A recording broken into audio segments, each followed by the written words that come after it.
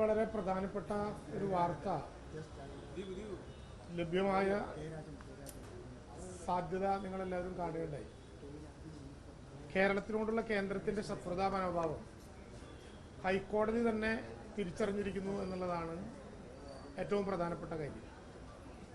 കേരളത്തിനോട് ഇത്രയേറെ ശത്രുത കേന്ദ്ര ഗവൺമെന്റ് തുടർച്ചയായി കാണിക്കുന്നു എന്നുള്ളതിൻ്റെ വളരെ പരസ്യമായ വിമർശനം കേരളത്തിൻ്റെ ഹൈക്കോടതി നടത്തിയൊരു ദിവസമാണ്.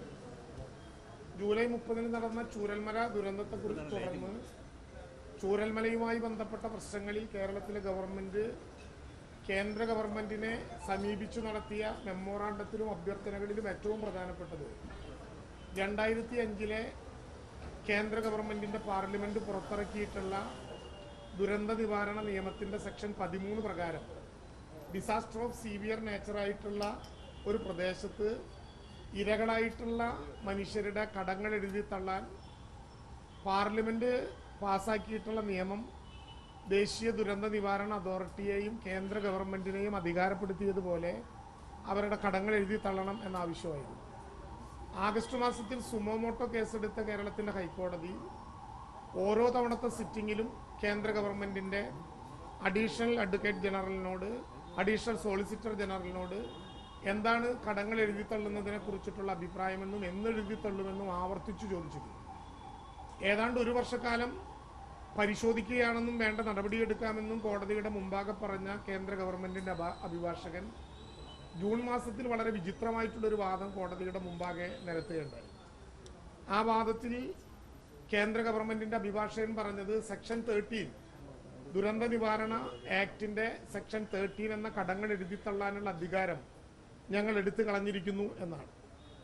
അപ്പോൾ തന്നെ കോടതി കേന്ദ്ര ഗവൺമെന്റിന്റെ അഭിഭാഷകനോട് പറഞ്ഞു, കേന്ദ്ര സർക്കാരിന് അധികാരമുണ്ടല്ലോ, നിങ്ങൾ സെക്ഷൻ 13 പ്രകാരമുള്ള ദേശീയ ദുരന്ത നിവാരണ അതോറിറ്റിയുടെ അധികാരം എടുത്തു കളഞ്ഞു എന്നാണല്ലോ പറഞ്ഞത്.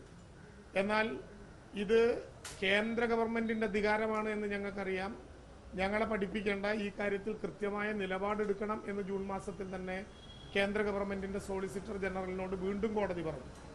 അതിനെ തുടർന്ന് വീണ്ടും കോടതിയുടെ മുമ്പിൽ അവധി മേടിച്ചു പോയ കേന്ദ്ര ഗവൺമെന്റിന്റെ അഭിഭാഷകൻ ഇന്ന് ഒരു അഫിഡവിറ്റ് നൽകിക്കൊണ്ട് കേന്ദ്ര സർക്കാർ ലോൺ എഴുതിത്തള്ളാൻ ഉദ്ദേശിക്കുന്നില്ല എന്ന് അർത്ഥശങ്കയ്ക്കിടയില്ലാത്ത വിധം ഹൈക്കോടതി അറിയിച്ച വളരെ ഗൗരവപ്പെട്ട ഒരു വിഷയം ഉണ്ടായിരിക്കുകയാണ്.